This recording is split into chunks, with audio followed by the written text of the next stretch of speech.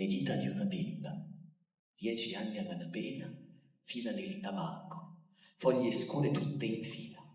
Ago, foglia, cruna, spago, ago, foglia, cruna, spago.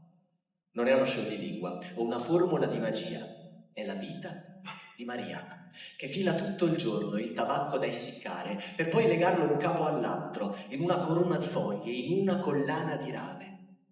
Maria, la tabacchina, che per quanto faticava e per quanto era piccina, la chiamavano Formicolicchia. E lei, che era formica, diventata maggiorenne, dalla campagna va al paese, a lavorare nella fabbrica il tabacco.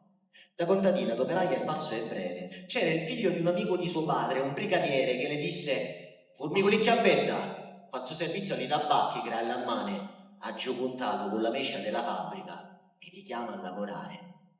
Era un modo per farle la corte, era un modo per farsi notare. Maria se lo faceva andar bene soltanto per fare un favore a suo padre. Il giorno di Sant'Antonio il brigadiere stava lì a sovrintendere il lavoro, con la sigaretta in bocca sorrideva alla Maria che non gli dava confidenza, e forse per la stizza di uno sguardo non scambiato getta il mozzicone a terra e se ne torna alla caserma.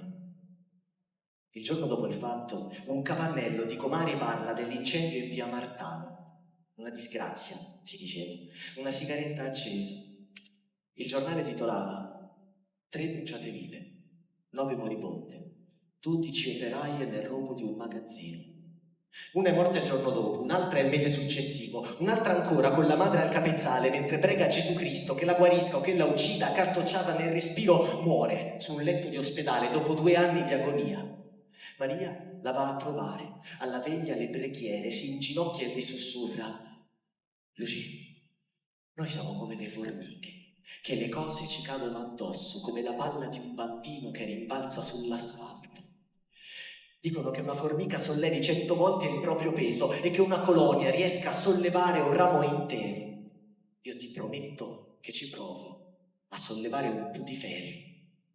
Il putiferio non c'è stato. 6 mesi di condanna e 100.000 lire a vittima. La concessione rinnovata al padrone della fabbrica. Gli avvocati, le attenuanti. Risulta agli atti che nessuno ha fatto un giorno di galera.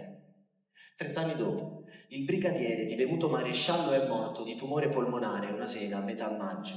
Le manifeste alle pareti ne danno il triste annuncio a mogli e figli. Al funerale, il tricolore sulla bara, la mano sopra il petto dei colleghi e sullo sfondo della folla Maria, Formicolicchia, che per quanto faticava e per quanto era piccina, con le mani, con i segni dell'ustione la mattina.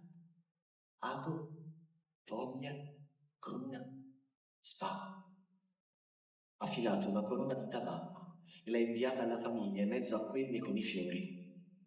Un biglietto scritto a mano per non dimenticare che la terra ti sia lieve e che il cielo ti sia grave. Per Luigia, Assunta, Gina, Lucia, Epifania e Lina.